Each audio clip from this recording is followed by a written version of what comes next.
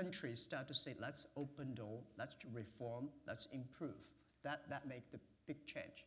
I mean, do you remember when you were a boy and growing up, what were your aspirations, and how, when these changes that Deng Xiaoping brought about began to be affected, how did it affect you? When did you first kind of get the idea that you could write yourself somewhat larger as a business person? Yeah, I remember, I was born in 1964, and I remember the Chairman Mao, and then Deng Xiaoping down, Chairman Mao died, again 04, and then went, filled a lot of the schools, and then I think China was the 1992 when Deng Xiaoping spoke in Shenzhen, and moved fast, developed the nations. And I was in the university that day. I was teaching the university because I promised my president, my school president said, I would stay in the university teaching for 5 years.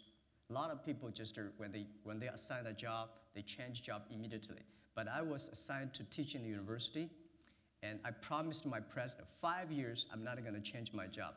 1992, I was just number 3 year. I was, oh my God, if I did not promise, I'd probably get another job. My pay at that time is $10 a month, but people offer me $120 a month. But I said, no, promise is a promise. But that was the period. When I finished my 5-year promise, I'm going to do something real business. So change to me is that people do not feel shame to be a business people. People think doing business is good. And people think you can be rich. You can help other people be rich. At the beginning of my business career, I just want to change myself.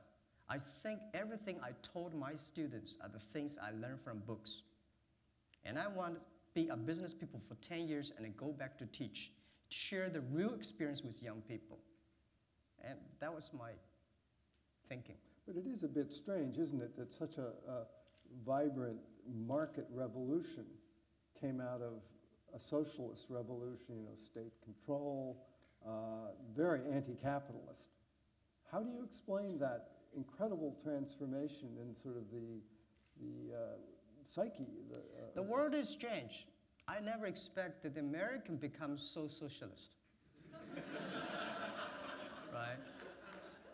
I never expect that so many people looking at the, watch the TV and waiting for government like 20 years ago, China. You think we're trading people places? Are changing. People are changing.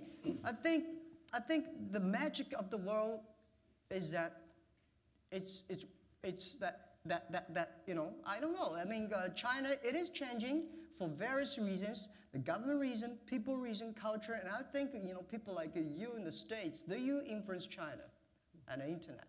And today, well, we know. I don't know, but the world is changing. It still doesn't explain, though, where did this incredible entrepreneurial instinct come from in a society that spent 30 years opposing capitalist roaders? I think explain the open door policy. Without the open door policy, we will never see the stars like Lee Iacocca, Forrest Gump. We never know the Ford. We never know this kind of great business. Without open door policy, we will never see the Sony, Panasonic, Mitsubishi. Without open door policy, we never have a chance to go. I think without 30 years ago, I taught myself English in the West Lake, on the West Lake, by receiving so many foreign tourists. I would never be able to know there is another world outside. And I think this changed. And people learn, I see a lot of musicians, a lot of artists, they learn from outside.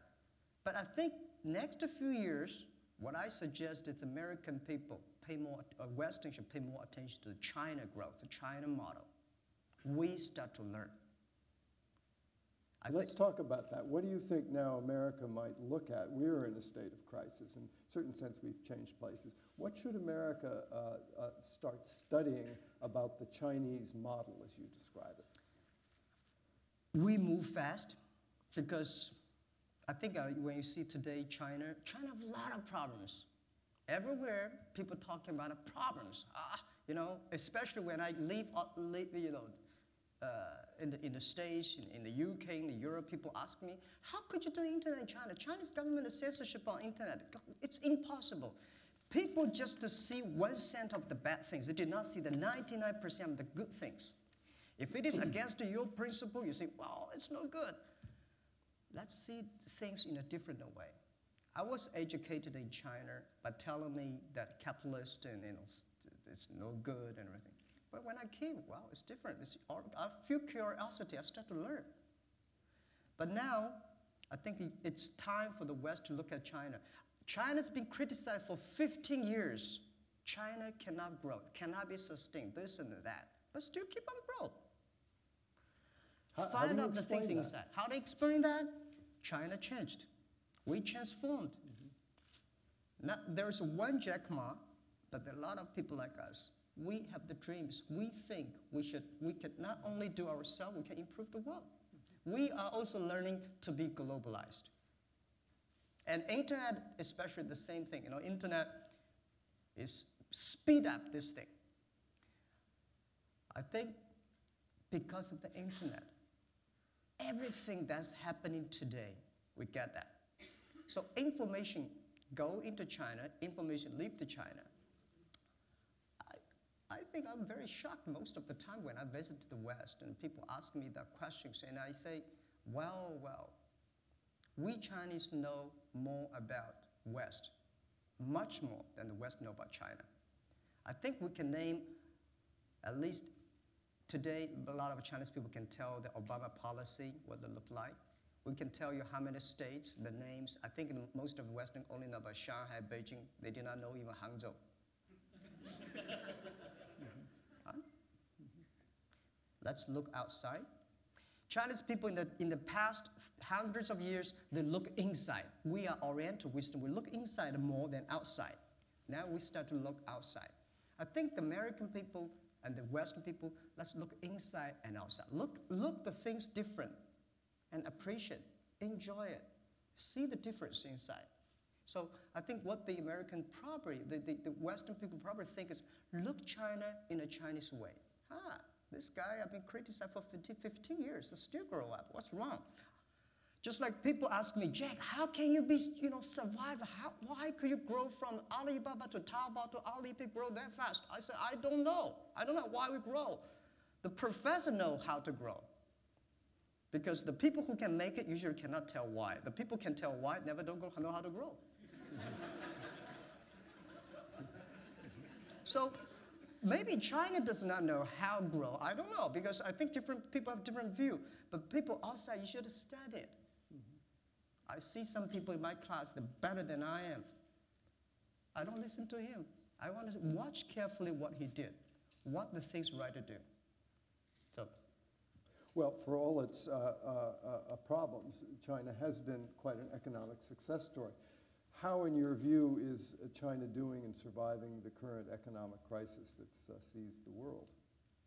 I think they're doing the right strategy. For example, quick action. No matter if you here believe or not, I strongly believe China government's execution power. They want to make a thing happen, they make a thing happen. This is good about the power of the government, Chinese government. They can make things happen. And the second is the huge countryside, the domestic. I think the domestic demand, we've been hearing that in China for about, I think, 10 years, 10, 15 years. Every day people talk about that. We should not rely on the exporting. We should do the domestic demand. But there's, wonderful days nobody wanted to make a change. Today, they have to make a change. And you see Chinese government spend a lot of money on the countryside, invested a lot in the past few years. This is right, because the China countryside is a huge market for domestic consumptions. And the thing